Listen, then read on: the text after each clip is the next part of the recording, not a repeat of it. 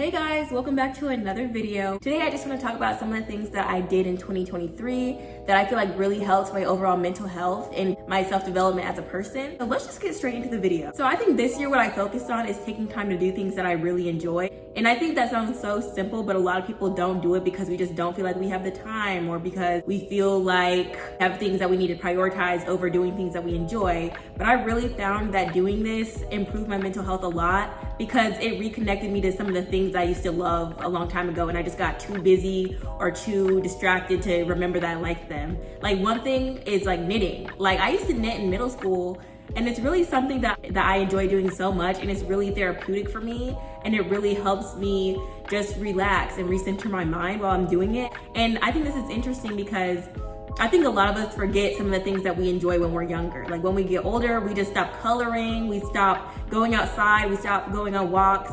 And I think we enjoyed those things for a reason when we were younger. I think it's really important just to prioritize things that we do just because they make us happy and not because we're obligated to do it. And I get that everyone has obligations, and that's also important, but don't forget to make time for things that just genuinely make you happy. Another thing is reading more. This is another thing that I am just now rediscovering that I enjoy.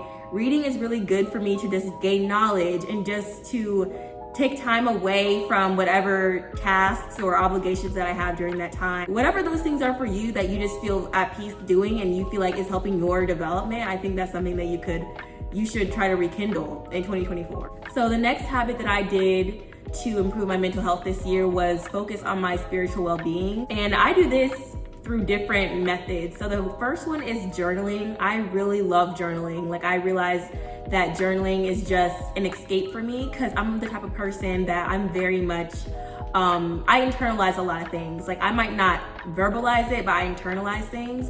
So journaling is just my outlet to get my thoughts out on a piece of paper and just to have it written. And I realize that it gets a lot of things off my chest, and it really helps me to put my thoughts into words, because I think it's really hard to be able to communicate how you feel, and journaling is just a really safe space to do that without feeling judgment or without feeling guilt. So I would definitely suggest journaling if you haven't tried it. It definitely is a great mechanism for just clearing your head and getting everything off your chest. So another one is meditation, and meditation just allows me to recenter myself. After a long, stressful day, sometimes you just need to decompress and just try to clear your mind of all distractions. And I feel like it helps me in other aspects, such as my decision making and just giving myself clarity. It really does just allow you to recenter and regroup. And sometimes that's needed after a long, difficult day, just to have a time just to breathe. So the next one is stillness, and this kind of ties into meditation, but I just think it's different because you don't have to meditate to be still. I think this just means like taking time away from all distraction and just simply be in quiet and be alone and be without any distractions. Because I think we don't realize how much of our day is filled with distractions. Like almost every minute of the day, at least for me personally, is filled with me doing something, me being on my phone, answering emails, or whatever it is. I just think stillness is so important because it just really allows you to reflect. And I think reflection is the key to self-development, because you can actually assess the things that you want to improve on as a person, or reflect on how you handled the situation earlier and just really take away the lessons from it. So stillness is something that I think is a super underrated method of improving your mental health, because I think in our society, we're just so fast-paced, something always needs our attention.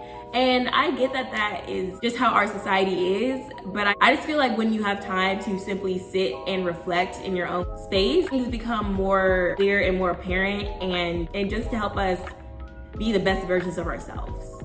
So the last one that goes into spiritual well-being is just giving gratitude and just being appreciative of everything that we have. I personally have a gratitude journal that I try to do every day. It's not really every day, it might be like a couple times a week.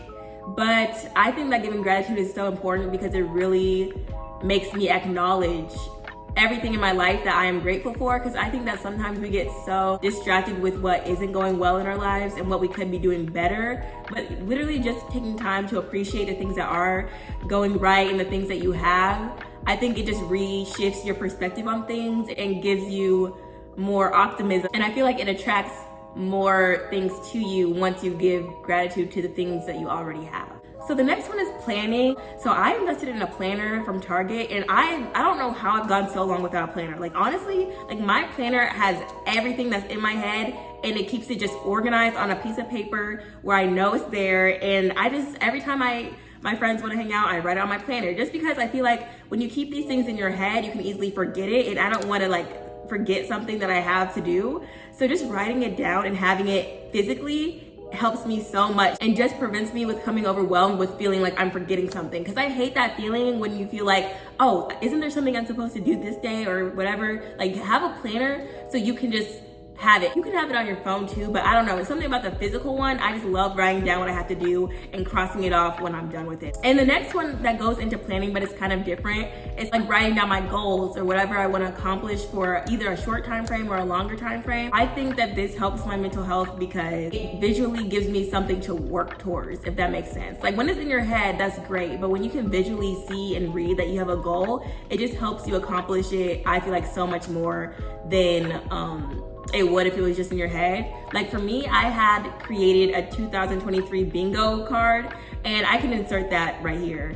I made this bingo card, or this bingo sheet, just to basically have some things that I wanted to accomplish in 2023. And I think just having that in place motivated me so much to complete them, because it's like, wow, I really have this, and I can cross it off when I'm done, and I have something that I'm working towards. Like it kind of felt like a game. Like since this is a bingo game, it literally felt like a game, and I got so excited when I was able to cross one off and actually accomplish something. So definitely, if you have a lot of goals that you want to accomplish in 2024, I would highly recommend like creating a bingo game. And then maybe like if you get like a bingo, maybe you could reward yourself with whatever you want to reward yourself with, whether that's a purchase you want to make, or whether it's or just taking yourself out to dinner. Try rewarding yourself, because I think a lot of people don't take time to, at least me personally, like when I accomplish something, I'm the type of person where it's like, okay, on to the next thing. But I think it's really important to acknowledge our accomplishments, because it's a big deal. Like even though you might think something's not a big deal, you worked hard for it. And I think acknowledging the things that you accomplished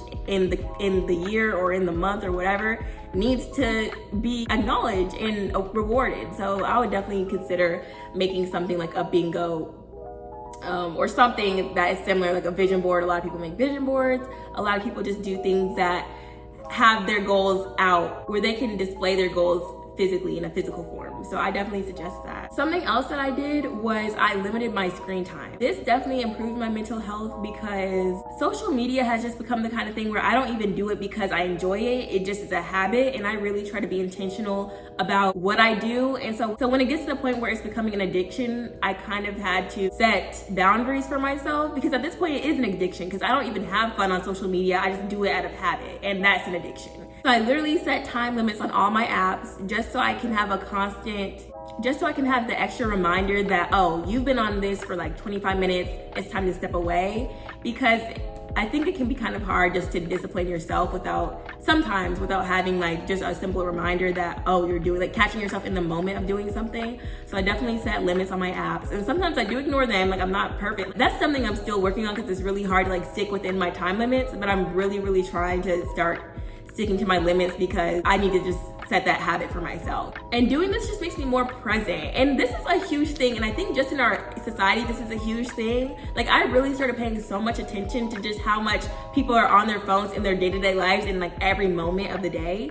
And I really just don't like that. Like I just hate that, like almost everywhere you go, people are always looking down on their phone. It's like there's a whole world around. I don't want to be the type of person that like anytime that I'm not doing something, I'm on my phone, because I think it's okay to have times of boredom. I think people need to bring back being okay with that, being bored, and being okay with not doing anything, because right now it's like every time we're bored or we have time without doing something, we have to be on our phone. And I think that's like, I get it, like it is definitely tempting to do that, but I think it's really important to be present as well. Even if you're not doing anything, I think it's still important just to be in the moment and be present. This also helps me be way more productive, and it just helps me limit that distraction and be able to focus and get work done on my laptop or whatever I have to do. It just helps me focus on it way more. And the next one is setting time at the end of the night just to decompress and have my alone time, because after a long day, like I feel like I just need time. Like I just need time to do my skin routine, just unwind and do something that is actually therapeutic for me.